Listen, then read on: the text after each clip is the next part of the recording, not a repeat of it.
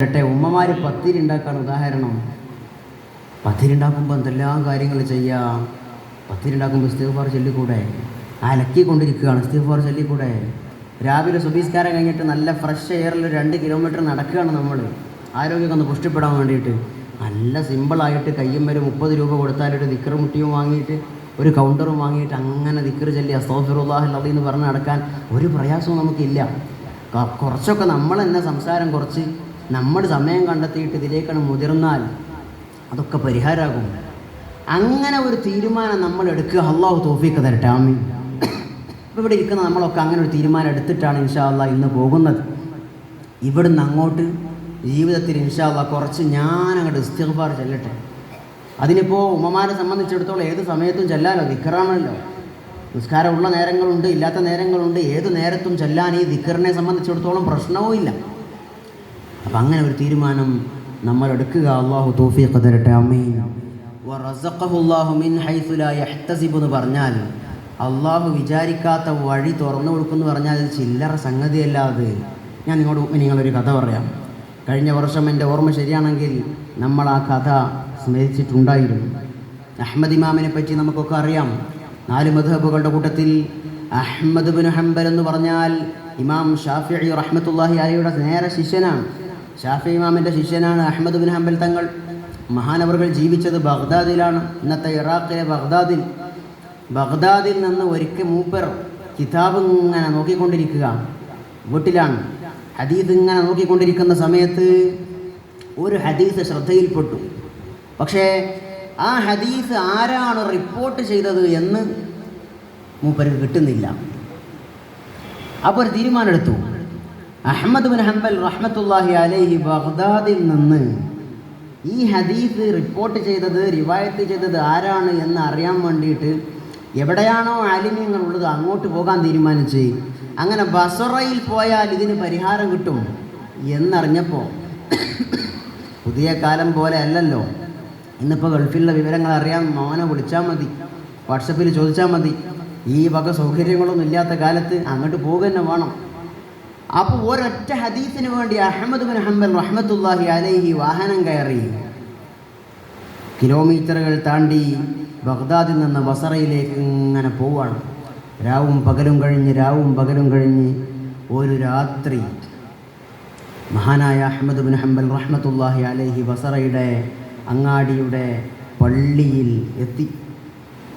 പള്ളിയിൽ കയറി ഇശാ നിസ്കരിച്ചു. ഇശാ നിസ്കാരം കഴിഞ്ഞിട്ട് ഇനിയിപ്പോൾ വീടില്ല, അഭയമില്ല. അപ്പം നമ്മളൊക്കെ ഒരു യാത്ര പോകുന്ന സമയത്ത് പണ്ടൊക്കെ പ്രത്യേകിച്ചും പള്ളിയിൽ കിടക്കാമെന്ന് തീരുമാനിക്കും. പള്ളിയിൽ കിടക്കാൻ തീരുമാനിച്ചിട്ട് മഹാനായ അഹ്മദ് ബിൻ ഹംബൽ റഹ്മത്തുള്ളാഹി അലൈഹി ഇശാവും സുന്നത്തും കഴിഞ്ഞിട്ട് അവിടെ കിടക്കാൻ ഒരുങ്ങുമ്പോൾ പള്ളിയിലെ നോക്കുന്ന വറാവുകാരൻ വന്നിട്ട് പറഞ്ഞ് പള്ളിയിൽ കിടക്കാൻ പറ്റില്ല. അത് ഞങ്ങളുടെ പുതിയ ഭാഷയിൽ പറഞ്ഞ ഞങ്ങളെ കമ്മിറ്റി നിയമമാണ്, പള്ളിയിൽ കിടക്കാൻ പറഞ്ഞ നിയമമില്ല, അവിടെ പറ്റൂല. അപ്പോൾ അഹ്മദ് ഇമാമിനെ സംബന്ധിച്ചിടത്തോളം ഒരൊറ്റ വർത്തമാനം പറഞ്ഞാൽ മതി. ഞാൻ അഹ്മദ് ബിൻ ഹംബലാണ്, ബഗ്ദാദിൽ നിന്ന് വന്നതാണ്. അഹ്മദ് ഇമാം ജീവിക്കുന്ന കാലത്ത് തന്നെ ലോകപ്രസിദ്ധനാണ്, മഹാന്മാർക്കൊക്കെ ഇടയിൽ അറിയപ്പെട്ട പണ്ഡിതനാണ്. പക്ഷേ ഇനിയിപ്പോൾ ഞാൻ അത് പറഞ്ഞാൽ അത് എൻ്റെ കിബറാകുമോ എന്ന് വിചാരിച്ചിട്ട്, എൻ്റെ അഹങ്കാരമായി പോകുമോ എന്ന് വിചാരിച്ചിട്ട് മൂപ്പര് മിണ്ടിയില്ല. അഹ്മദ് ഇമാം അത് മിണ്ടിയില്ല, ഞാൻ അഹ്മദ് ബിൻ ഹംബലാണ് എന്ന്. പള്ളിയിലെ ഈ പാറാവുകാരൻ അഹ്മദ് ബിൻ ഹംബൽ റഹ്മത്തുള്ളാഹി അലൈഹിയെ പറഞ്ഞത് കേൾക്കാത്ത അവസ്ഥ എന്ന് തോന്നിയപ്പോൾ കൈ പിടിച്ചിട്ട് പള്ളിയിൽ നിന്ന് പുറത്തേക്കാക്കിയിട്ട് വാതിലടച്ചുപോയി. ലോകപ്രസിദ്ധനായ ഒരു പണ്ഡിതൻ പള്ളിയിൽ കിടക്കാൻ നിന്നപ്പോൾ പള്ളിയുടെ ഉദ്യോഗസ്ഥൻ വന്നിട്ട് പള്ളിയിൽ നിന്ന് പുറത്താക്കിയിട്ട് വാതിലടച്ചുപോയി. അപ്പോൾ പള്ളിയുടെ പുറത്ത് ഒരു മനുഷ്യനിങ്ങനെ നിൽക്കുന്നത്, റോഡിൻ്റെ അപ്പുറത്ത് ഒരു ചപ്പാത്തി കട നടത്തുന്ന ഹബ്ബസ് ഉണ്ടാക്കുകയും അത് വിൽക്കുകയും ചെയ്യുന്ന ഒരു മനുഷ്യൻ. മൂപ്പരെ കടയും വീടൊക്കെ അവിടെ ഉണ്ട്. അദ്ദേഹം ഇതിങ്ങനെ കാണുകയാണ്. ഒരാളെ പള്ളിയിൽ നിന്ന് പുറത്താക്കുന്നു, എന്നിട്ട് പിന്നെ മറ്റാൾ പള്ളി അടച്ചു പോകുന്നു. അപ്പോൾ ഇദ്ദേഹം ഇങ്ങനെ അടുത്തേക്ക് വന്നിട്ട് ചോദിച്ച് എന്താണ് വിഷയം? അപ്പോൾ അഹ്മദ് ഇമാം പറയാൻ തുടങ്ങി, ഞാൻ യാത്രക്കാരനാണ്, ബഗ്ദാദിൽ നിന്ന് വരികയാണ്, രാത്രിയാണ് ഇവിടെ എത്തിയത്, ഇന്ന വിഷയത്തിന് വന്നതാണ്. അപ്പോൾ സാധുവായ ഈ മനുഷ്യൻ മഹാനായ അഹ്മദ് ബിൻ ഹംബൽ റഹ്മത്തുള്ളാഹി അലൈഹിയെ തൻ്റെ വീട്ടിലേക്ക് ക്ഷണിച്ചു കൊണ്ടുപോവുകയാണ്. വീട്ടിൽ കൊണ്ടുപോയി വേണ്ട ഭക്ഷണങ്ങൾ കൊടുത്തു, ഉറങ്ങാനുള്ള റൂമും സംവിധാനിച്ചു കൊടുത്തു. യാത്രാക്ഷീണം കൊണ്ട് അഹ്മദ് ബിൻ ഹംബൽ റഹ്മത്തുള്ളാഹി അലൈഹി നിസ്കാരമെല്ലാം കഴിഞ്ഞതിൻ്റെ ശേഷം പള്ളിയിൽ നിന്ന് വന്ന് മഹാനായ അഹ്മദ് തങ്ങൾ ഉറങ്ങാൻ കടന്നു. ഉറക്കമിങ്ങനെ പിടിക്കുന്ന നേരത്ത് ഈ സംഭവം പറയുന്ന മഹാന്മാർ, പണ്ഡിതന്മാർ ഉദ്ധരിക്കുകയാണ്. ഈ ചപ്പാത്തി കമ്പനി നടത്തുന്ന ഈ ചപ്പാത്തിയുടെ ഉടമസ്ഥനായ ഈ മനുഷ്യൻ, അദ്ദേഹം നിസ്കാരം നടത്തിക്കൊണ്ടിരിക്കുകയാണ്. 2 റക്അത്ത് നിസ്കരിക്കും, പിന്നെ ചില ദിക്ർ ചൊല്ലും. 2 റക്അത്ത് നിസ്കരിക്കും, പിന്നെ ദിക്ർ ചൊല്ലും. ഈ ദിക്ർ എന്താണ് എന്ന് അഹ്മദ് തങ്ങൾ ഇങ്ങനെ ദൂരെ നിന്ന് കേൾക്കുകയാണ്, അഥവാ വീട്ടിൻ്റെ റൂമിൽ നിന്ന് കേൾക്കുകയാണ്. അദ്ദേഹം പറയുന്നത് അസ്തഗ്ഫിറുല്ലാഹൽ അളീം വഅതൂബു ഇലൈഹി. ഈ ദിക്റാണ് ചെയ്യുന്നത്. ഈ ചപ്പാത്തി ഉടമസ്ഥനായിട്ടുള്ള, ചപ്പാത്തി കമ്പനിയുടെ ഉടമസ്ഥനായിട്ടുള്ള അദ്ദേഹം അഹ്മദ് തങ്ങൾക്ക് റൂമൊക്കെ കൊടുത്തിട്ട് പിന്നെ മൂപ്പര് നിസ്കരിച്ചിട്ട് ഈ ദിക്ർ ചൊല്ലിക്കൊണ്ടിരിക്കുകയാണ്. അസ്തഗ്ഫിറുല്ലാഹൽ അളീം വഅതൂബു ഇലൈഹി, അസ്തഗ്ഫിറുല്ലാഹൽ അളീം വഅതൂബു ഇലൈഹി.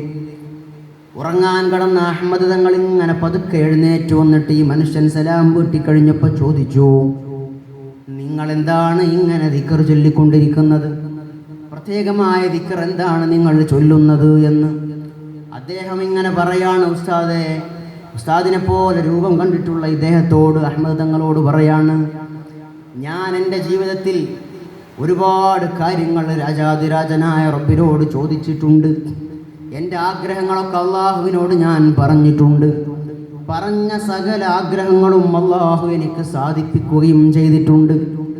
ഞാനതൊക്കെ സാധിപ്പിച്ചെടുത്തത്, അള്ളാഹു അതെനിക്കൊക്കെ സാധിപ്പിച്ചു തന്നത് ഞാൻ ഈ ദിക്ർ ചൊല്ലുന്നതിൻ്റെ ബർക്കത്ത് കൊണ്ടാണ് എന്ന് ഞാൻ വിശ്വസിക്കുകയാണ്. അങ്ങനെ തന്നെയാണ് എൻ്റെ ഉറച്ച വിശ്വാസം. അസ്തഗ്ഫിറുല്ലാഹൽ അളീം വഅതൂബു ഇലൈഹി എന്ന് ഞാൻ പറഞ്ഞതുകൊണ്ട്, എൻ്റെ ഈ ദിക്റിൻ്റെ പോരിശമുണ്ട്, ബർക്കത്തുണ്ട്, എൻ്റെ എല്ലാ ആഗ്രഹങ്ങളും അള്ളാഹു സാധിപ്പിച്ചു തന്നിട്ടുണ്ട് എന്ന് പറഞ്ഞിട്ട് പിന്നെ ഈ മനുഷ്യൻ പറഞ്ഞു, ഇല്ലാ വാഹിദാ, ഒരു ആഗ്രഹം ഒഴിച്ച് ബാക്കിയൊക്കെ അള്ളാഹു എനിക്ക് സാധിപ്പിച്ചു തന്നിട്ടുണ്ട്. എൻ്റെ ജീവിതത്തിലെ ഒരു അനുഗ്രഹം, ഒരു കാര്യം അള്ളാഹു എനിക്ക് സാധിപ്പിച്ചു ഇതുവരെ തന്നിട്ടില്ല എന്ന് ജിജ്ഞാസയോടുകൂടെ അഹ്മദ് തങ്ങൾ ഈ മഹാനായ ഇമാം ഈ മഹാനായ അദ്ദേഹത്തോട് ചോദിക്കുകയാണ്. ചപ്പാത്തി കമ്പനി നടത്തുന്ന ഈ സാധുവായ പാവപ്പെട്ട മനുഷ്യനോട് ചോദിക്കുകയാണ്, നിങ്ങളുടെ അള്ളാഹു സാധിപ്പിച്ചു തരാത്ത ആഗ്രഹം എന്താണ് എന്ന്. അപ്പോൾ അദ്ദേഹം പറഞ്ഞു, എൻ്റെ ഭാര്യ മരിച്ചു പോയിട്ടുണ്ട്, ഞാൻ ഒറ്റക്കാണ് താമസിക്കുന്നത്. എൻ്റെ ആഗ്രഹം, ഞാനൊരു സാധുവാണ്, ഫക്കീറാണ്, പക്ഷേ ദീർഘമായ യാത്ര പോകാൻ എൻ്റെ കയ്യിൽ സാമ്പത്തികമായ ശേഷിയില്ല, കഴിവില്ല. ബഗ്ദാദ് എന്ന് പറയുന്ന നാട്ടിൽ മഹാനായ ഒരു പണ്ഡിതനുണ്ട് എന്ന് ഞാൻ കേട്ടിട്ടുണ്ട്. അദ്ദേഹത്തിൻ്റെ പേര് അഹ്മദ് ബിൻ ഹംബലാണ് എന്നും ഞാൻ കേട്ടിട്ടുണ്ട്. എൻ്റെ സാമ്പത്തികമായ ശേഷി വളരെ സാധുവാണ്, എനിക്കതിനുള്ള കഴിവില്ല, ശേഷിയില്ല.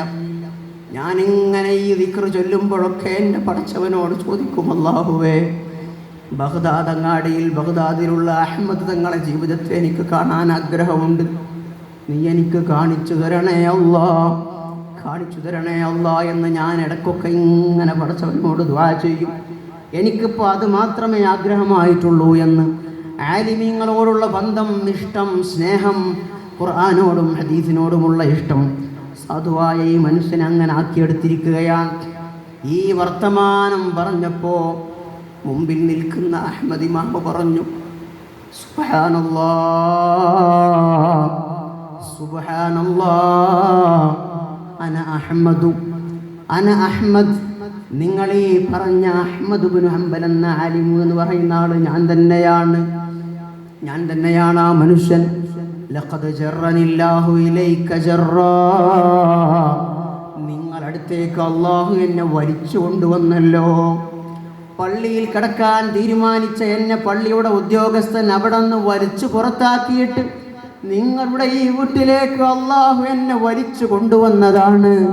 അള്ളാഹുവാണ് എന്നെ നിങ്ങളടുത്തേക്ക് എത്തിച്ചത്. തൻ്റെ മുമ്പിൽ നിൽക്കുന്നത് അഹ്മദ് ബിൻ ഹംബൽ എന്ന ലോകപ്രസിദ്ധനായ ബഗ്ദാദിൽ ഞാൻ കാണാൻ ആഗ്രഹിച്ച പണ്ഡിതനാണ് നിൽക്കുന്നത് എന്നറിഞ്ഞപ്പോൾ സാധുവായ ഈ മനുഷ്യൻ പൊട്ടിക്കരഞ്ഞുകൊണ്ട് പടച്ചവനോട് പറഞ്ഞു, അല്ലാഹ്, എൻ്റെ സകലമായ ആഗ്രഹങ്ങളും സാധിപ്പിച്ചു തന്ന പടച്ചവനെ, അൽഹംദുലില്ലാഹ്, അല്ലാഹുവേ, നിനക്കാണ് സകല സ്തുതിയും, നിനക്കാണ് സകല സ്തുതിയുമെന്ന് പറഞ്ഞിട്ട് അഹ്മദ് ഇമാമിനെ ഇങ്ങനെ ചേർത്ത് പിടിച്ചിട്ട് ഉമ്മ വെച്ച്, കവിടത്തും നെറ്റിയിലും ഉമ്മ വെച്ച് നടക്കുന്ന സാധുവായ ബസറ അങ്ങാടിയിലെ പാവപ്പെട്ട ഒരു മനുഷ്യന്റെ കഥ നമ്മൾ ഈ നേരത്ത് ഓർക്കുകയാണ്. ഇസ്തിഗ്ഫാർ ഒരു മനുഷ്യന്റെ ജീവിതത്തിൽ അങ്ങനെ മുറുകെ പിടിച്ചാൽ അവൻ വിചാരിക്കാത്ത വഴിയിലൂടെ അള്ളാഹു അവന് തുറന്നു കൊടുക്കുന്നതാണ് എന്ന് പറഞ്ഞത് മുഹമ്മദ് മുസ്തഫ സ്വല്ലല്ലാഹു അലൈഹി വസല്ലമ തങ്ങളാണ്.